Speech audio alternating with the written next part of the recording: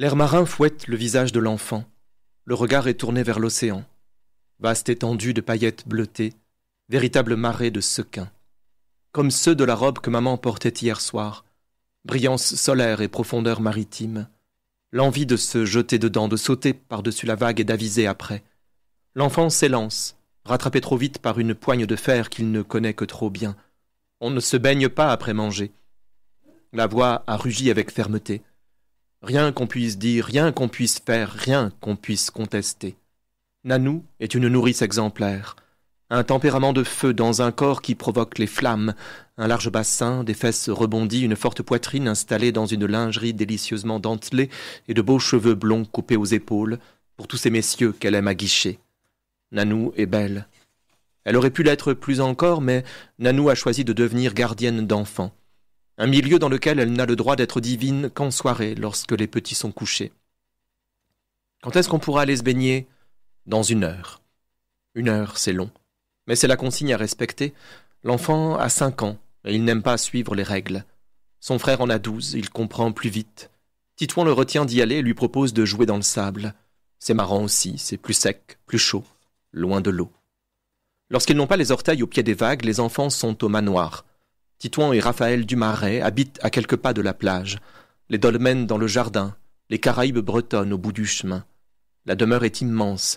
C'est rempli de cachettes, de souvenirs à dévorer et de voiles à lever. Titouan en connaît plus que Raphaël.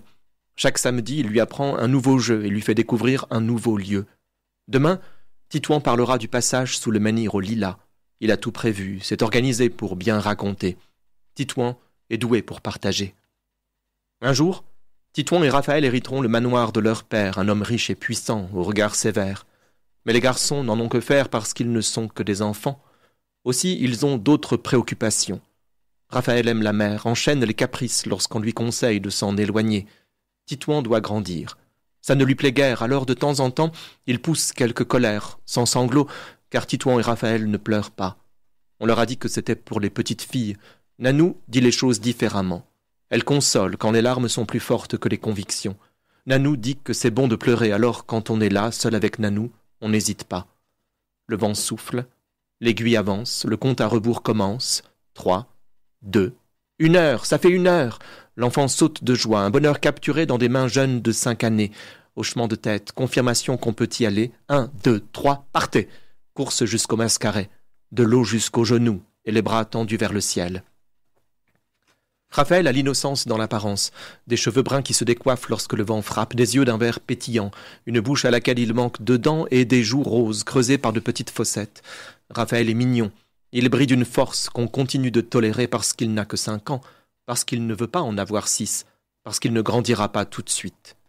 Titouan ne compte plus ce qu'il n'est plus utile de compter. Il n'a plus le luxe de le faire, ce n'est plus de son âge. C'est ce qu'ils disent tous de là-haut, montés sur leurs mocassins brillants, serrés dans leurs costumes saillants, compressés dans leurs corsets étouffants. Titouan écoute trop ce que racontent les grands, mais aujourd'hui, il n'a que Nanou à écouter. Et Nanou ne parle pas comme ça. Nanou le laisse courir jusqu'à la mer en espérant le voir revenir avec quelques années en moins, emporté par l'écume qui s'échoue sur le sable fin. Titouan a le sourire tendre pour son frère. Raphaël nage, joue, fait résonner le silence et oublier l'ignorance. Titouan sait qu'il va devoir se rappeler qu'il ne peut suivre indéfiniment les conseils de Nanou, qu'il va falloir grandir et se réveiller, mais pour l'instant, il tâche de retarder l'échéance.